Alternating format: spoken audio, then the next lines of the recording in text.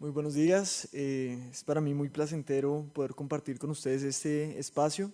Quiero en primera medida agradecer a los organizadores de este foro por haber abierto este espacio tan importante para que diferentes posturas puedan exponer sus puntos de vista. En ese sentido, mi ponencia se titula, o la he titulado, Respuestas válidas ante la atrocidad genocida.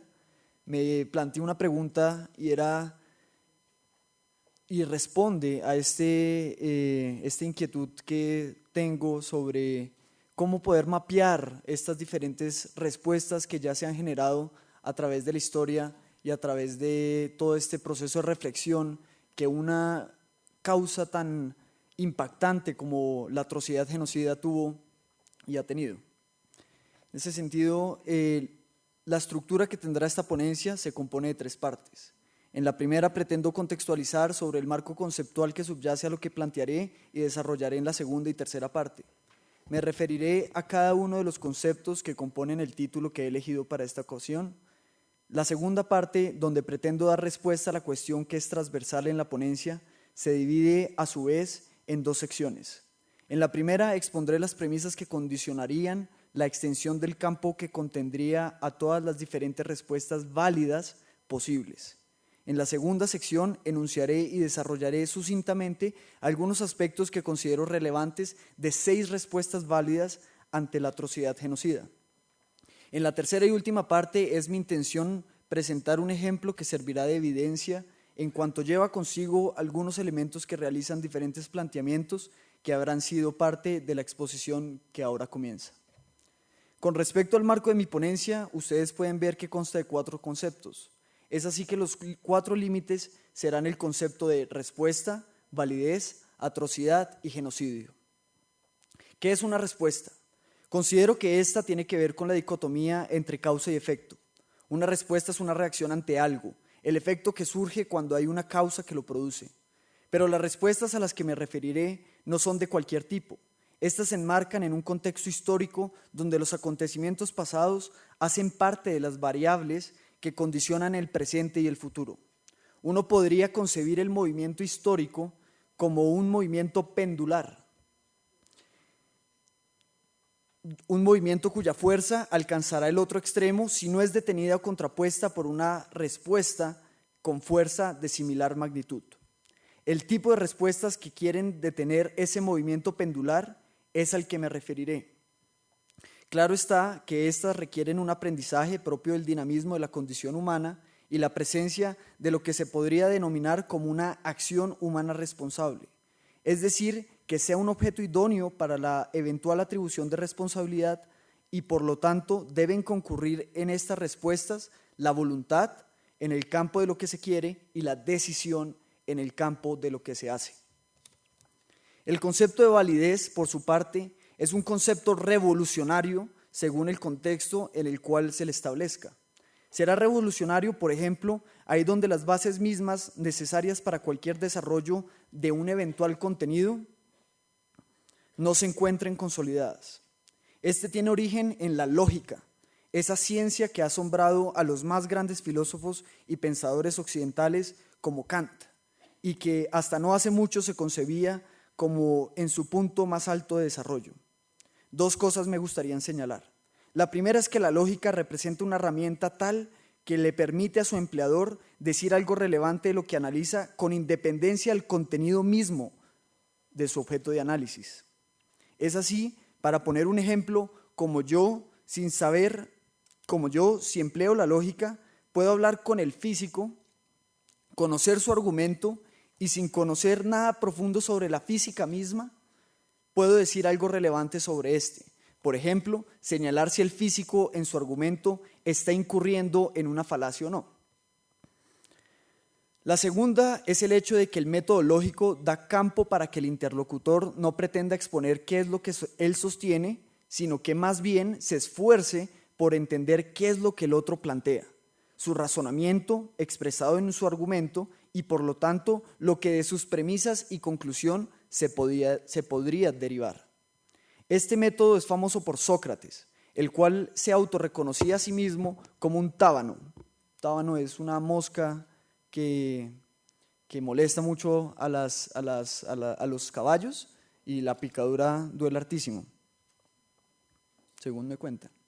Bueno, sí.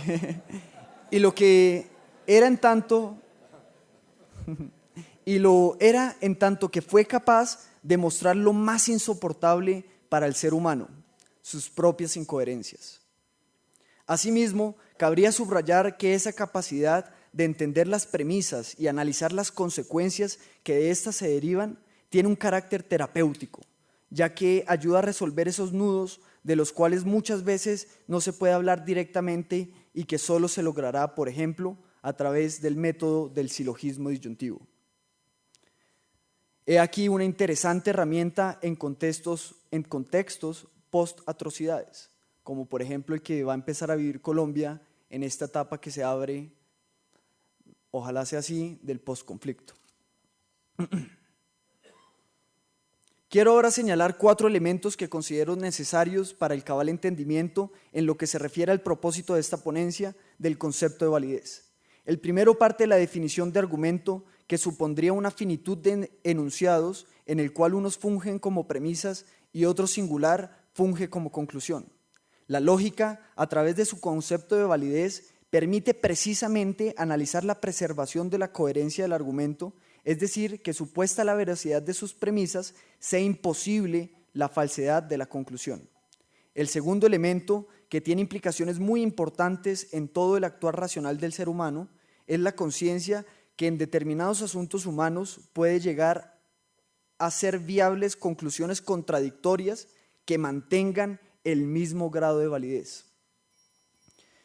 Considero que la elección entre las diferentes conclusiones igualmente válidas pero contradictorias hace parte de lo político, propio del ser humano y relativo a su capacidad de elegir. Sin embargo, este segundo aspecto no podría deslindarse de un tercero que impide caer en un relativismo absoluto que termina siendo vacuo. Y es que afirmar la validez de algo supone que otras cosas no lo serán. Se dirá entonces que lo razonable, por ejemplo, es un primer filtro, teniendo en cuenta, claro está, las limitaciones en tanto que se habla de la razón humana, la cual ha sido objeto de críticas como la de Rousseau, al decir casi que premonitoriamente con respecto al Holocausto, que la sola razón nos llevaría a una condición monstruosa. Asimismo, se podría decir que la experiencia histórica misma representará un avance en cuanto a las premisas y los supuestos que determinarán qué conclusiones dejarán de ser válidas. Esto me lleva a anunciar el cuarto aspecto, que tiene que ver con el carácter dinámico del razonamiento humano, el cual está sometido a la adquisición u eliminación de premisas, es decir, sus verdades supuestas, según el avance histórico humano en materias de naturaleza inductiva o deductiva. Es por ello tan importante ser conscientes de que, por una parte, lo que fue válido ayer puede que hoy o mañana ya no lo sea, como por otra parte, de que siempre se debe contemplar la eventualidad en la que uno esté equivocado. Con respecto al tercer concepto, el de atrocidad, considero que lo relevante es señalar que este consiste en ser una injusticia a gran escala. Su naturaleza es derivada y no algo en sí mismo, es decir, que su verdadera causa son los principios de los que parte y que desafortunadamente muchas veces se esconden bajo el velo de la cotidianidad. He ahí una de las más grandes virtudes de la lógica, y es la capacidad y el propósito de volver explícito lo implícito o silenciado, ya sea voluntaria o involuntariamente. Un ejemplo de esos principios que a gran escala equivalen a masacres por la intensidad de su injusticia es el ignorar o suprimir la validez en la conclusión o el argumento mismo del otro, la supresión de su diversidad. Ello puede tener diferentes vías, como la tergiversación, que consiste en la modificación del alcance de la postura del otro, ya sea por medio de la ampliación o la reducción del alcance del planteamiento. Lo otro que cabría subrayar y reconocer aquí mismo es el placer, entre unas comillas muy grandes, que aparenta producir un estado o la ejecución de una atrocidad.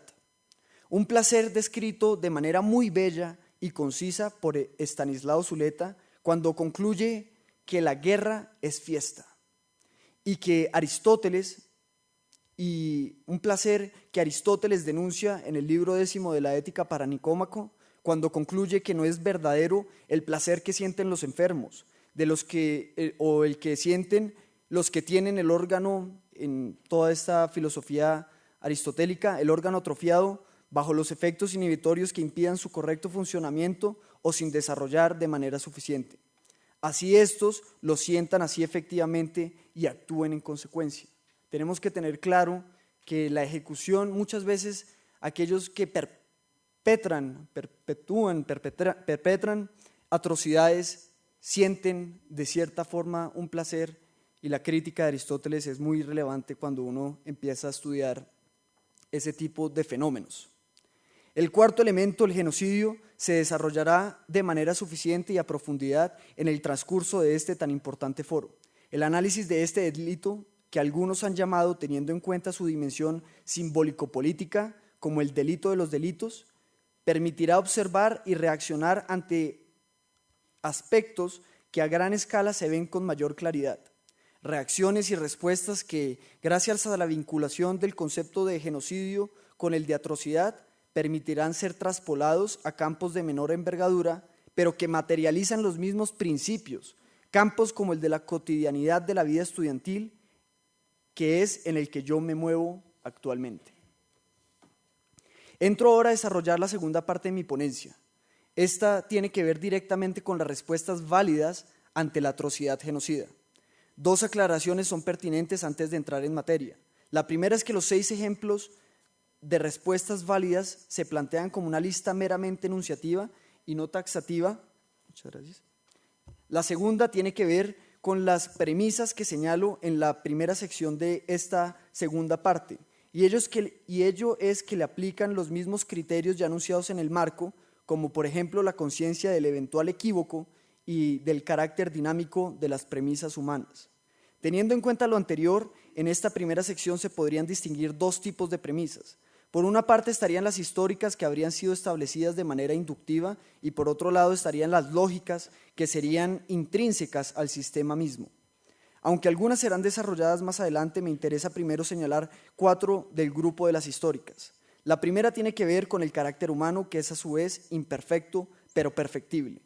Gracias a su imperfección es que en el campo de lo válido eventualmente podrán coexistir conclusiones contradictorias, ya se manifiesten estas en respuestas, como las que aquí se expondrán, etc. En cuanto a su carácter perfectible, cabe recordar el carácter dinámico aludido con anterioridad, en el cual siempre habrá una elección dentro de los campos de posibilidad que, si bien con respecto a los factores externos siempre estarán condicionados, nunca están absolutamente determinados. Este avance propio de la razón y la experiencia es algo constructivo, que así implique el derrumbe de una creencia. Eso ya es por lo menos un avance al mostrar qué no es ni podrá ser. Lo segundo es la necesidad de presuponer la razonabilidad y la buena fe del otro, o por lo menos la ausencia de una malicia primigenia. Considero que es mejor desvirtuar supuestos que van en pro de garantías consagradas gracias a procesos históricos que cometer algún tipo de injusticia u exceso frente a los inocentes, como se le deba llamar según corresponda. Lo tercero tiene que ver con el esfuerzo que siempre debe primar por la no perpetuación de la violencia. Este esfuerzo implica alcanzar una conciencia sobre el riesgo que lleva cualquier respuesta de carácter violento, así sea, por ejemplo, en el contexto de la legítima defensa. Por último, ya es presupuesto de manera cuasi unánime la reprochabilidad que les corresponde a las actitudes pasivas o conniventes frente a la injusticia. En cuanto a las premisas lógicas, el principio de no contradicción y el concepto de validez son ya conocidos. El primero, por obvio, en tanto que sería absurdo pensar que algo y su negación son al mismo tiempo y de la misma manera, y el segundo, en tanto que ya fue desarrollado en el marco de la ponencia. La primera respuesta ante la atrocidad genocida que expondré guarda un carácter muy especial, puesto que se podría señalar que sus planteamientos que sus planteamientos deberían ser transversales a cualquier respuesta que se formule. Sin embargo, es necesario subrayar que su carácter necesariamente bilateral impide que sea de las más factibles de lograr en contextos reactivos a las atrocidades, y por ello, esta se limitaría a contextos preventivos y reactivos solo en cuanto a las primeras etapas de consolidación contextual que posibilitan la comisión de una atrocidad genocida. Me gustaría aquí retomar las palabras del profesor Rafecka en cuanto a esta metáfora que él utiliza sobre la pavimentación que permite la comisión de una atrocidad, como lo es el genocidio. Me refiero al diálogo. El diálogo parte de la innegable desigualdad relativa que le es propia a una pluralidad de individuos que se encuentran en una misma comunidad.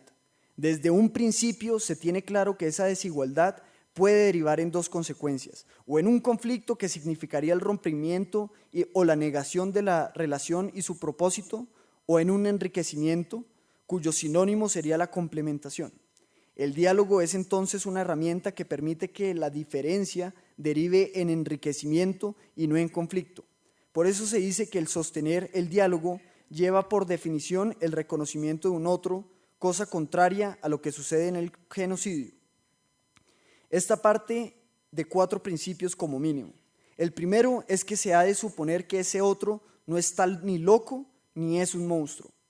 Esto quiere decir que el otro, en su razonamiento, planteó o adquirió unas premisas que lo llevaron a esa conclusión y que este razonamiento no está guiado por una malicia para hacer daño o causar dolor por sí mismo. De ello se derivan el segundo y el tercer principio, y es que es necesario hacer un esfuerzo, por una parte, por hacerse entender por el otro, ya que si éste no es un monstruo, éste podrá comprender la eventual bondad de mi postura. Y por otra parte, por entender al otro y su postura, lo cual se deriva de que no partimos de su irracionalidad. Pueden ver así como el cuarto y último principio surge, y es que si me esfuerzo por entender al otro, es porque acepto la eventualidad en la que me dé cuenta que ese otro y su planteamiento tengan una fuerza argumentativa mayor a la mía y por ende que yo esté equivocado. La segunda respuesta tiene que ver con uno de los procesos históricos más interesantes y que se remontan a la Grecia antigua. La desobediencia civil es planteada entonces, según los planteamientos del profesor Javier de Lucas, como una alternativa que ha existido desde que cualquier forma de gobierno y de derecho existen. Me interesa señalar que el elemento diferenciador fundamental entre esta respuesta y la que ha de seguir es el objetivo y fundamento de su crítica. Acá se cuestionan los fundamentos mismos del orden social de determinada sociedad. Ya existen evidencias históricas que muestran con claridad y coherencia sus características, como por ejemplo que ésta lleva un rechazo férreo frente al empleo de la violencia, es decir, al daño o la destrucción de bienes socialmente relevantes y la necesidad de su carácter público, ya que su actuar es una apelación de la opinión pública para que cuestione esas premisas fundamentales que supone como verdaderas, por ejemplo, la legitimidad misma de determinada forma de gobierno. La tercera respuesta, a diferencia de la anterior, cuestiona el desarrollo mismo de esos fundamentos que se aceptan como premisas supuestas, es decir, las conclusiones derivadas. La acción civil directa, no violenta, expuesta de manera reveladora en la conferencia que el doctor Martin Luther King Jr. dio frente a la comunidad judía norteamericana, es una herramienta que revela las contradicciones de los presupuestos fundamentales con los eventuales desarrollos específicos de los mismos. Asimismo, la no violencia es llevada más allá al exponer que no se trata solo de violencia externa física, sino también de violencia interna. Es decir, que el otro no debe ser objeto de agresión, pero que también hay que hacer un esfuerzo porque no se convierta en objeto de odio. Tal vez aquí se enmarque o de aquí se inspire gran parte de lo que el profesor, exalcalde y excandidato presidencial Antanas Mockus exponía como resistencia civil. una reacción ante lo que él denominó el brinco pavoroso, que tuvo lugar en los 80 y que significó que la curva de homicidios pasara de 8.000 a 20.000 muertes por año. Sería importante analizar tal vez en otra ocasión el diálogo sostenido entre Malcolm X y Martin Luther King Jr., donde el primero defiende ese derecho a la respuesta frente a la atrocidad, así ésta signifique el empleo de la violencia, y de la misma manera critica esa creencia ilimitada en las victorias discursivas o meramente legales. Esto último me permite señalar el punto que me interesa con respecto a la cuarta respuesta. Esta es el planteamiento legal. Planteamientos y respuestas expresadas, por ejemplo, en las convenciones internacionales que son objeto de varias de las ponencias de hoy y cuya aproximación a estas deben ser como hacia un requisito sine qua non, pero siempre teniendo en claro su carácter de insuficiencia. Aquí valdría la pena rememorar la conferencia de Foucault en la que alude a lo que significa la ilustración para Kant, es decir, ese constante esfuerzo propio de una actitud crítica por ser consciente de los eventuales límites, riesgos y beneficios que este tipo de respuestas tienen. La quinta respuesta tiene que ver con el papel al que está llamado a cumplir el movimiento estudiantil. Para mí es claro, gracias a mi propia experiencia y a los relatos de los que he sido atento oyente, que en el pasado reciente de nuestra historia hubo un miedo y una estigmatización frente al tipo de respuestas que implicaba la movilización social, sea esta de cualquier tipo. Sin embargo, hoy vengo acá a señalar 5 dinámicas esperanzadoras en las cuales he participado de manera directa o indirecta. La primera tiene que ver con un suceso de la semana pasada. La Universidad de los Andes, caracterizada por su insularidad y el estatus económico-social de sus estudiantes, por primera vez desde que se establecieron los torniquetes como barrera de entrada, a petición del Consejo Estudiantil Uniandino, organismo del cual hago parte, accedió a bajarlos. Un acto simbólico que tiene como propósito empezar a cultivar esa capacidad de confiar en el otro. El segundo es la conformación de un grupo de poesía y teatro a nivel de la universidad que se plantea como propósito el realizar manifestaciones directas que causen impresión y sorpresa, que rompan el silencio propio de la monotonía académica y que trascienda el ilimitado espacio del salón e incursione en los espacios de las zonas comunes. La tercera es una distinción que desde el Consejo Estudiantil de la Facultad de Derecho queremos establecer entre el arte urbano y el vandalismo, ya que es nuestra intención establecer programas para que los estudiantes de Derecho empiecen a abandonar la pobreza que significa el limitar su vida estudiantil a lo académico, a la memorización o el estudio sin vivencia de las normas. La cuarta tiene que ver con el clamor de la juventud, porque su voz sea oída, clamor que se expresa, por ejemplo, en el movimiento de recolecta de firmas para la solicitud de una audiencia en La Habana en el marco del proceso de paz. La quinta y última tiene que ver con la organización de la jornada integral sobre el conflicto palestino-israelí, donde nuestro propósito básico fue lograr la integralidad, ya que partimos de la base de que eso es lo que determina el verdadero avance. Esto, puesto que la integralidad supone lograr agregar una mayor cantidad de premisas al razonamiento, fue por eso que esta jornada tuvo 5 espacios que le dio su respectivo lugar a las aproximaciones artística, política, pedagógica, académica y cinedocumental de este y hacia este conflicto. Entonces, ya me han solicitado que concluya, entonces procedo a concluir. Para terminar esta tercera parte, quiero proveerlos de un ejemplo que creo que sirve como evidencia de que la sociedad colombiana, su juventud, hoy está consolidando mecanismos que sirvan eventualmente como respuesta para la prevención y censura de atrocidades o contextos genocidas. Esta evidencia es la propuesta aprobada este semestre por la Universidad de los Andes y que se denomina la Mesa Interpartidista.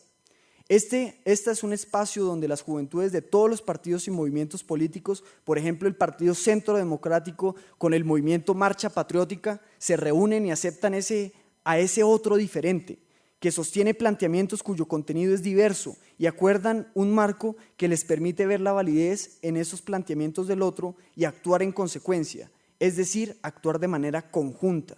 Asimismo, esta mesa es una expresión del sentimiento estudiantil por volver a incursionar en lo público, Sabemos que lo político y lo jurídico es muy relevante y por eso hemos visto y reflexionado sobre la estigmatización que hubo en épocas pasadas, para así proponer en el presente estos temas a través de mecanismos innovadores como por ejemplo los performance artísticos que tienen una clara proyección hacia el futuro, lo que es propio de la juventud que se preocupa por lograr un avance en aras de la materialización del bien común. Considero entonces que hay suficientes respuestas válidas hoy en día para que nosotros como juventud que hace parte de una comunidad no huyamos de la responsabilidad que yace sobre nuestros hombros por no volver a permitir que atrocidades genocidas vuelvan a cometer. Agradezco de nuevo la apertura de espacios como este donde las diferentes voces y posturas pueden tener lugar. Muchísimas gracias.